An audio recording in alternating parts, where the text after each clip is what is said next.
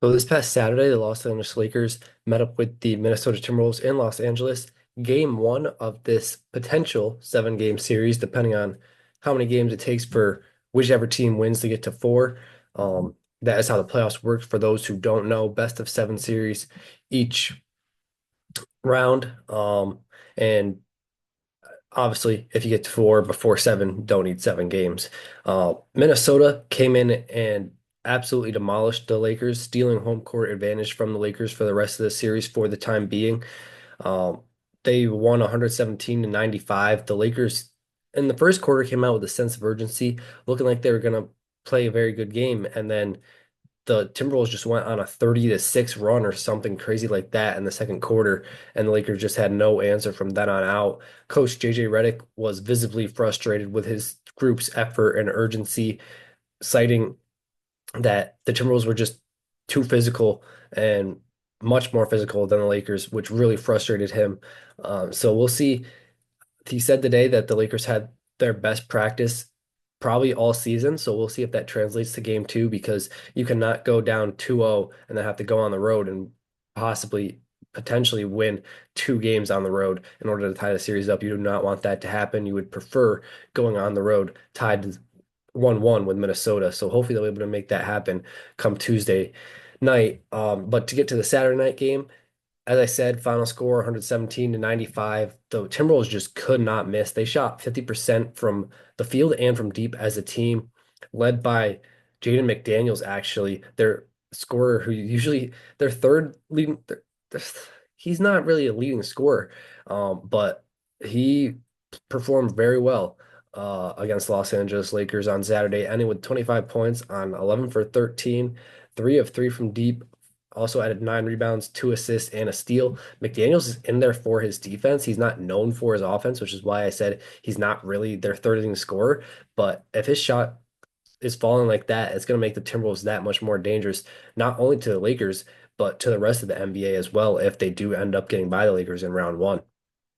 Um, the second leading scorer was Anthony Edwards. He ended with 22 points on 8 of 22 from the field, 4 of 9 from deep, 2 of 2 from the free throw line, and also added 8 rebounds and 9 assists, flirting with a triple double. And he also added a steal. If Anthony Edwards' playmaking is like that, the Lakers cannot blitz him the way they were on Saturday. That is what led to so many open looks for the Timberwolves. The Lakers doubling Julius Randle and Anthony Edwards, and both of them were just playmaking very well, which were leading to open threes for the rest of their teammates, which their rest of the teammates were knocking down. So Lakers definitely have to tweak their strategy a little bit on Tuesday, in my opinion. It'll be interesting to see what Coach JJ Redick and staff decides to do with Anthony Edwards and Julius Randle after getting torched by the rest of the Minnesota Timberwolves team when trying to blitz Anthony Edwards and Julius Randle in game one. Speaking of Julius Randle, he ended with 16 points of his own on 6 of 11 from the field, 4 of 6 from deep, 0 of 1 from the free throw line, and also had 5 rebounds and 5 assists. Did have 7 turnovers though, so definitely got to clean that up moving forward if you're Julius Randle. Throughout the starting five was Mike Conley and Rudy Gobert. Gobert didn't do much, ending with 2 points on 1 of 2 from the field, and also had 6 rebounds and an assist as well as a block. Mike Conley was very efficient, didn't look to score much, but he was efficient when he did, ending with 9 points on 3 of 5 from the field, 2 of 3 from deep, 1 of 1 from the free throw line, and also had 3 rebounds and 3 assists as well as 3 steals. And then off the bench, their reigning six man of the year, uh, continued his hot stretch of continued his hot year. I mean, he's been hot all season long. It's not just a hot stretch. He is one of the best six men in the league for a reason. And of course, I'm speaking of Naz Reid. He ended with 23 points against the Lakers on 8 of 12 from the field, 6 of 9 from deep, 1 of 2 from the free throw line, and also had 5 rebounds, I believe, and 5 as well as 2 assists and then 2 blocks. And then outside of him, it was really only Dante DiVincenzo, but they didn't need much outside of Naz Reid because he had 20 points off the bench by himself. The benches were a key aspect why the Timberwolves beat the Lakers by so much in game one. The Lakers bench, 13 points. The Minnesota bench, 43 points, 23 from Naz Reid. Have to get more production from your bench moving forward if you're the Los Angeles Lakers.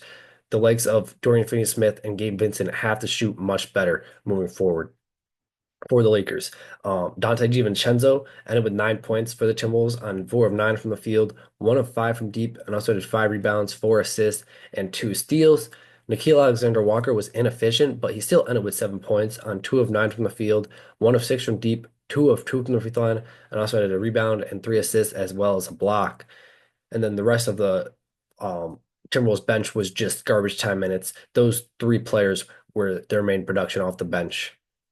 As I said, overall, the Timberwolves shot 51% from the field, 50% from deep, 80% from the free throw line, and only turned over 10 times. Played a perfect game, and that is what they're going to need to do against the Lakers. I mean, on paper, the Lakers are a better team, but this Timberwolves team obviously does not believe that. They believe they can compete with anybody, and they showed that. And it was a real wake-up call for the Lakers. It will be very interesting to see how the Lakers respond to this wake-up call come tomorrow night. Speaking of the Lakers, leading scorer was, of course, Luka Doncic. He ended with 37 points on 12 of 22 from the field, 5 of 10 from deep, 8 of 9 from the free throw line, and also added 8 rebounds. Only had 1 assist. That shows you how poor he was making. He was creating good looks for his teammates, but that just shows you how poor the rest of his teammates were shooting. And he needs more help moving forward from the likes of LeBron James. He was very lethargic for a majority of the game. Rui Hachimura has to shoot better. Austin Reeves played a really poor game.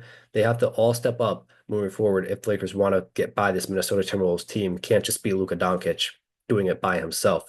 Doncic also added 2 steals, did have 5 turnovers though, so definitely got to clean up the turnovers moving forward if you're Luka Doncic.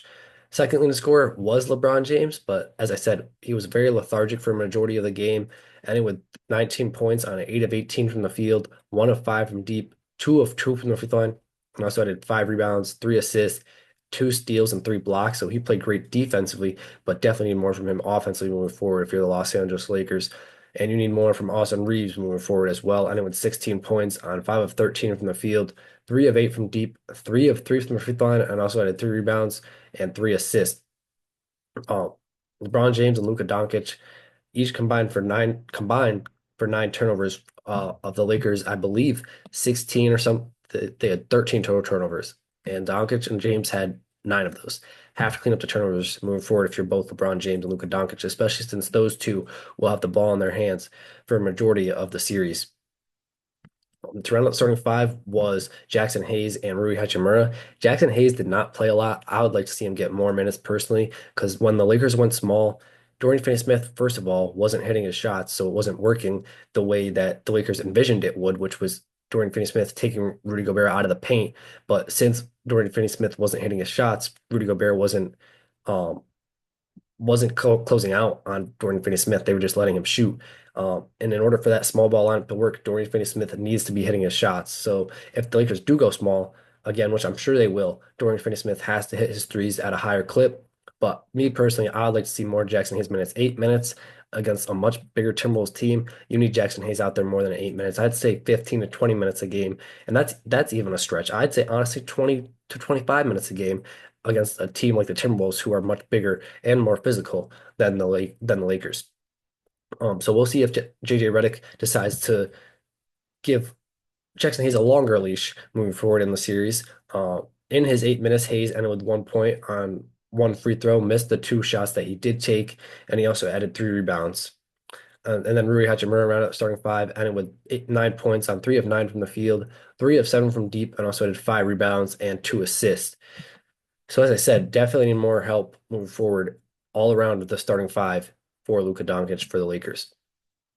And then, as I said, Finney Smith, really rough game. Gabe Vincent, really rough game off the bench as well as Jared Vanderbilt. Those three were the three that played a majority. Played honestly, those were the only three rotation players that played off the bench for the Lakers outside of garbage time minutes. Finney Smith played 33 minutes, ending with 3 points on 1 of 5 from the field, 1 of 3 from deep, and also had 3 rebounds and 2 assists. Gabe Vincent ended with 3 points on 1 of 3, all from deep, and also added an assist. And then Jared Vanderbilt in 14 minutes ended with 2 points on 1 of 3 from the field, and also added 4 rebounds, 2 assists, and a steal. Yes, his offense wasn't great, but he was a big reason why the Lakers they were climbing back into the game until Anthony Edwards came back in the game and did his thing and put the game away. And Jared Vanderbilt was the reason why, because of his defense and his energy. That is what the Lakers need more of, as Coach JJ Redick cited, need more urgency moving forward in this series for the Lakers. And then Don't Connect only played 3 minutes. It was garbage time minutes. I would like to see him play meaningful minutes in the playoffs, especially if Gabe Vincent's shot isn't falling. Put Connect in there. He's a shooter. See what he can do. See if he can knock down a few threes for you, give you a little spark, especially with how poor the game was going game one. So I hope JJ Redick does give him some run moving forward in this series. In his 3 minutes, he ended with 5 points on 2 of 4 from the field, 1 of 3 from deep, and also had 3 rebounds. Overall, the Lakers shot 39% from the field, 36% from deep, 87% from the free throw line, and only turned over 13 times. So the free throw line and turnovers is good, but have to shoot a better clip from the field and from deep moving forward if you're the Los Angeles Lakers and want to compete against the Timberwolves. As I said, this game is a big wake up call for them. Dorian Finney-Smith cited game two a must win. We'll see if they can get it done on Tuesday night. And for the Timberwolves, we'll see if they can replicate this type of shooting in game two and take a 2-0 lead going back home to Minnesota.